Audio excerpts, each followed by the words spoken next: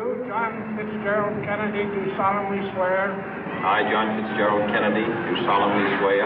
That you will faithfully execute the office of President of the United States. That I will faithfully execute the office of President of the United States. And will, to the best of your ability. And will, to the best of my ability. Preserve, protect, and defend the Constitution of the United States. Preserve, protect, and defend the Constitution of the United States. So help you God. So help me God.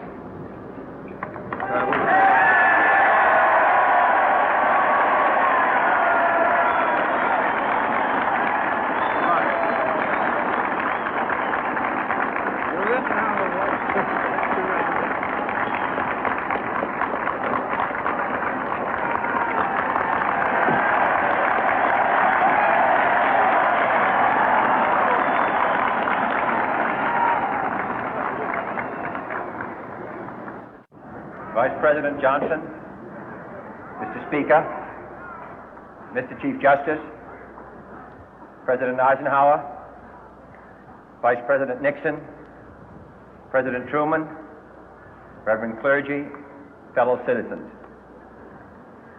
We observe today not a victory of party, but a celebration of freedom, symbolizing an end as well as a beginning, signifying renewal as well as change.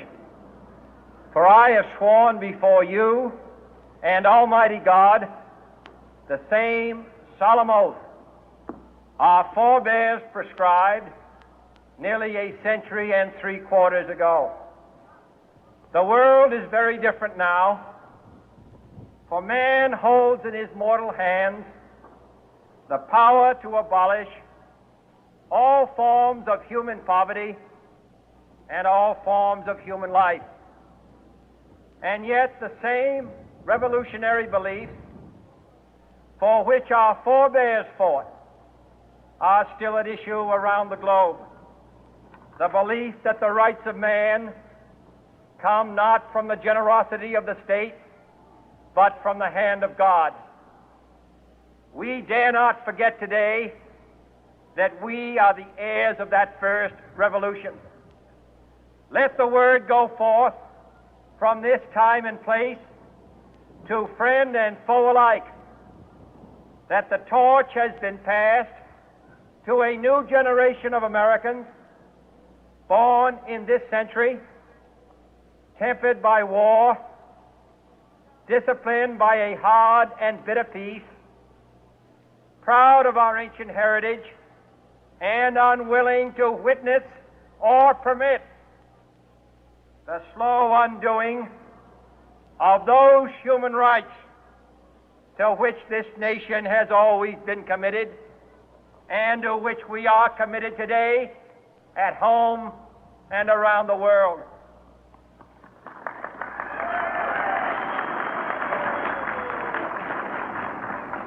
Let every nation know, whether it wishes us well or ill, that we shall pay any price, bear any burden, meet any hardship, support any friend, oppose any foe to assure the survival and the success of liberty.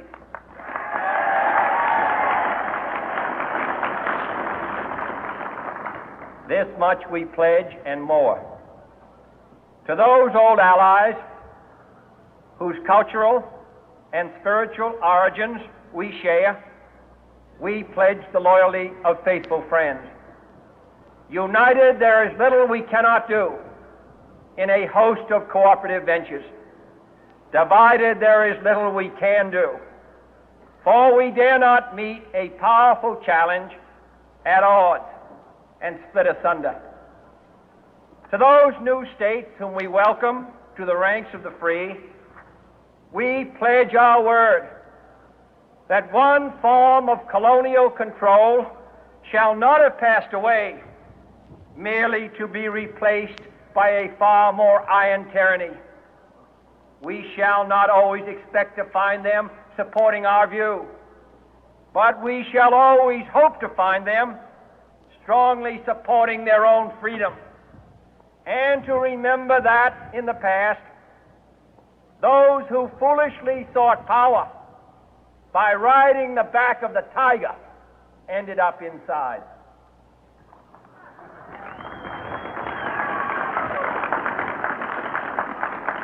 To those people in the huts and villages of half the globe struggling to break the bonds of mass misery, we pledge our best efforts to help them help themselves for whatever period is required, not because the communists may be doing it, not because we seek their votes, but because it is right. If a free society cannot help the many who are poor, it cannot save the few who are rich.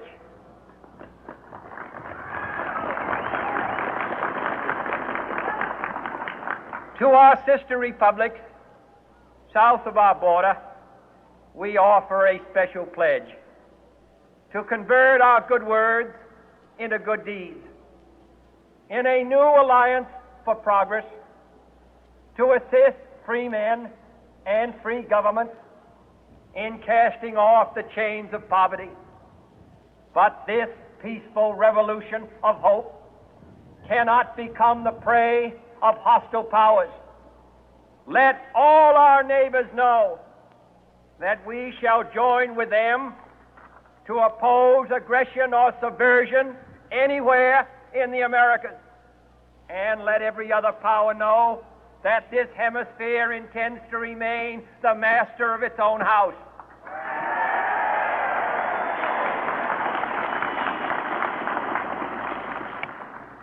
To that World Assembly of Sovereign States, the United Nations, our last best hope, in an age where the instruments of war have far outpaced the instruments of peace, we renew our pledge of support to prevent it from becoming merely a forum for invective, to strengthen its shield of the new and the weak, and to enlarge the area in which its writ may run.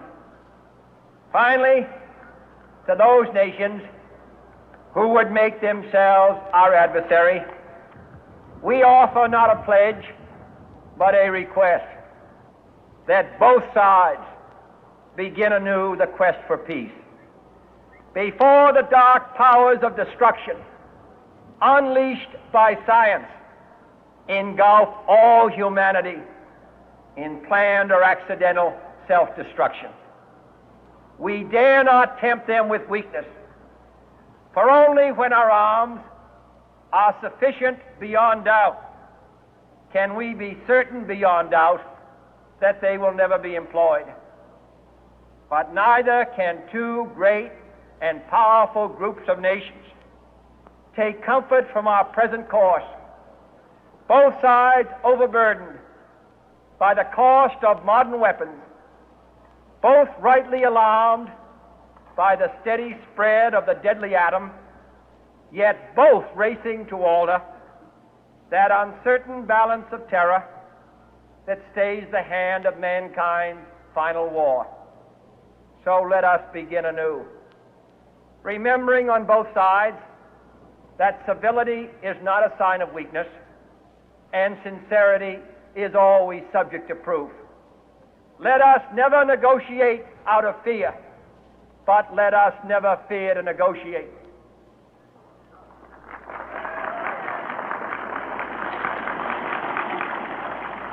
Let both sides explore what problems unite us, instead of belaboring those problems which divide us. Let both sides, for the first time, formulate serious and precise proposals for the inspection and control of arms, and bring the absolute power to destroy other nations under the absolute control of all nations.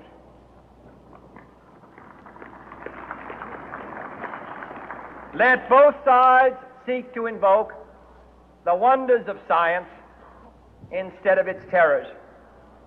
Together, let us explore the stars, conquer the deserts, eradicate disease, tap the ocean depth, and encourage the arts and commerce. Let both sides unite to heed in all corners of the earth the command of Isaiah to undo the heavy burden and let the oppressed go free. And if a beachhead of cooperation may push back the jungle of suspicion, let both sides join in creating a new endeavor, not a new balance of power, but a new world of law, where the strong are just and the weak secure and the peace preserved. All this will not be finished in the first 100 days, nor will it be finished in the first 1,000 days, nor in the life of this administration, nor even perhaps in our lifetime on this planet. But let us begin.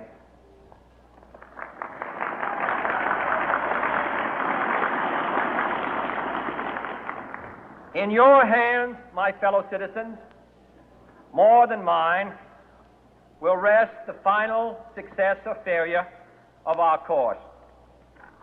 Since this country was founded, each generation of Americans has been summoned to give testimony to its national loyalty. The graves of young Americans who answered the call to service surround the globe.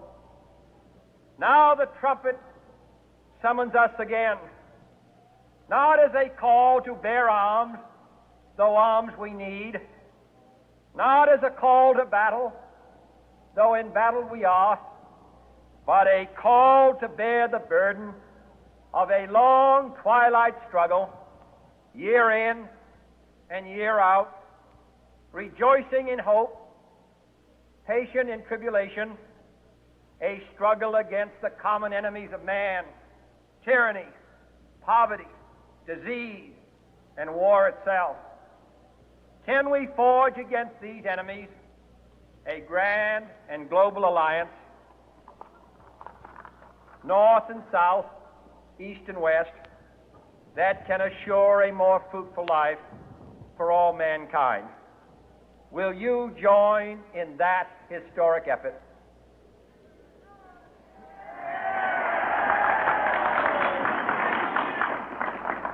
In the long history of the world, only a few generations have been granted the role of defending freedom in its hour of maximum danger. I do not shrink from this responsibility. I welcome it.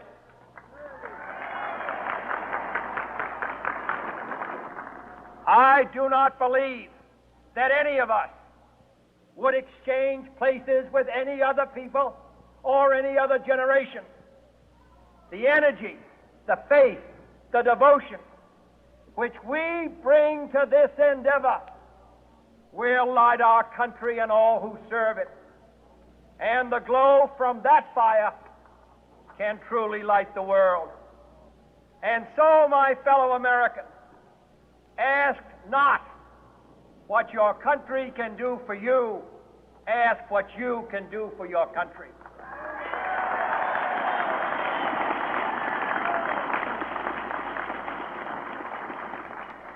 My fellow citizens of the world, ask not what America will do for you, but what together we can do for the freedom of man.